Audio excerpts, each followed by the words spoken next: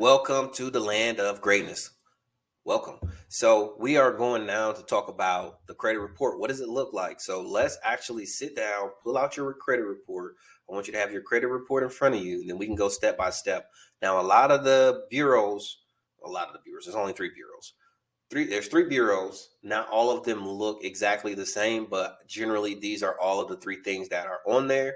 I have some samples for you to look at, but these are the information that they should capture. So we're going to talk about the elements on your credit report, and these are your personal information, your credit history, your credit inquiries, public records, and then a personal statement.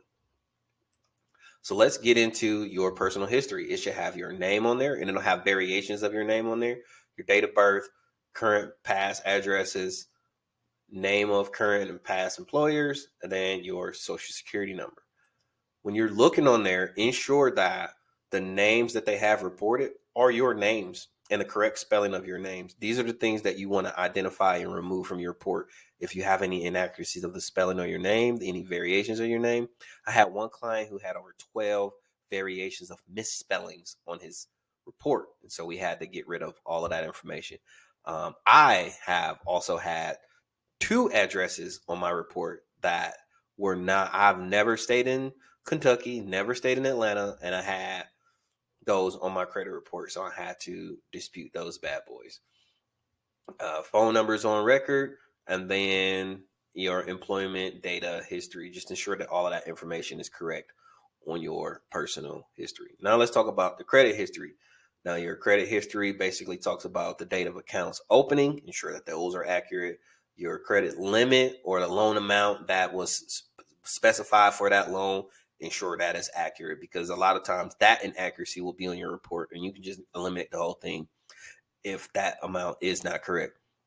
And then monthly balance as of the statement date. The dates are usually always wrong, always inaccurate.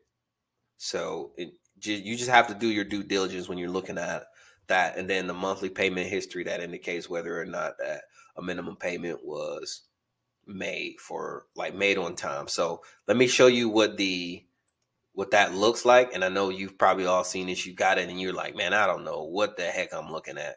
But this is really what it looks like when you pull your report. It's just a bunch of boxes, and they either have gray boxes, green, red, orange.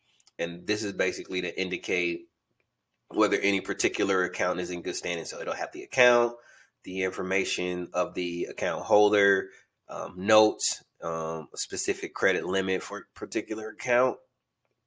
Excuse me. And then it'll have that little box. So the let's look at the legend for that box, right? So anything is green, of course, is okay. But anything any other color, maybe besides black, you may want to double check and look into. Like black indicates closed account or no data for a specific period. Everything in yellow and red means that you're either past due, or red is really something is wrong. 180 days they haven't paid it. The creditor received the deed, foreclosures, repossessions, collections, charge offs. You want to get all that red off your credit. That red is what's killing your credit score. Credit inquiries. Credit inquiries should be only on your account for 2 years.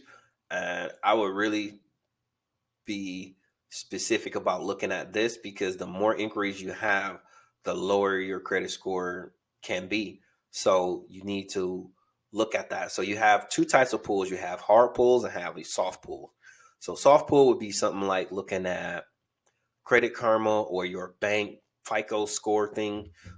Those are soft pulls and they don't affect your credit score. But when you apply for credit, i.e., your landlord, provider, insurer, when they're pulling your credit score, you will see a slight dip in your credit score, overall credit standing, and those inquiries last for 2 years. If you see inquiries that you don't have an account for and you don't remember applying for anything, you need to go ahead and dispute that and get that off of your credit report.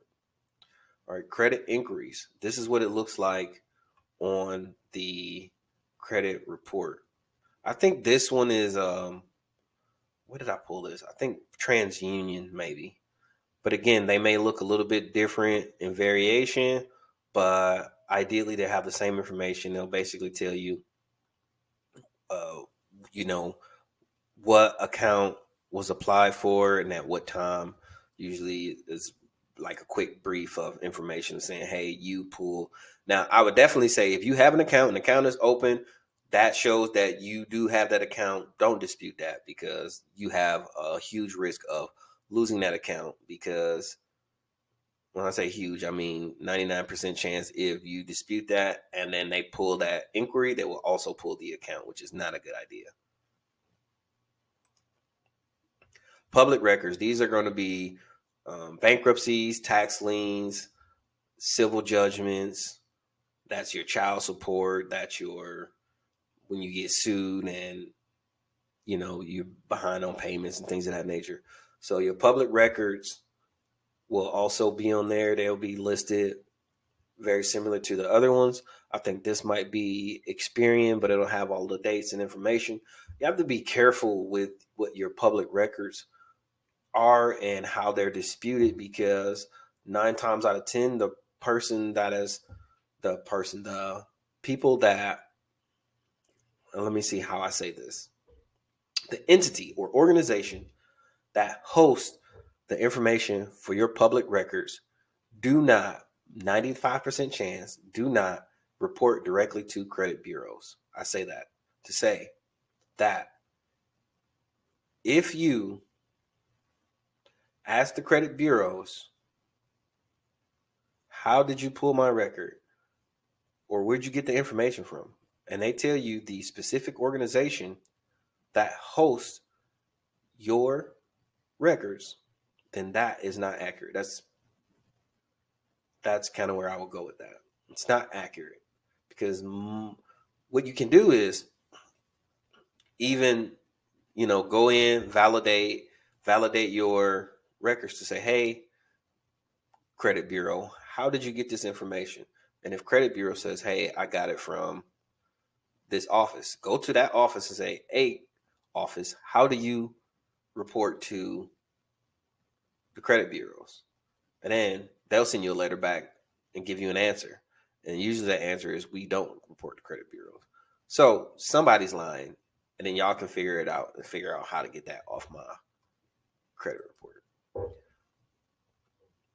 Personal statements are just 100-word statements that basically explains where this is you explaining, what happened or why an account is in a specific status, and that just allows the lender to make a better decision.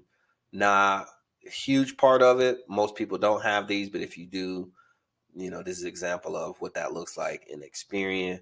But these are just small statements of particular accounts that says why a particular account is in a specific standing. So this is your credit report, guys. This is what it looks like. This is how you kind of touch on each one of the sections and ensure that it is clean. I would say the biggest hint that I can give right now is not necessarily a hint, but it's a tip. The biggest tip is if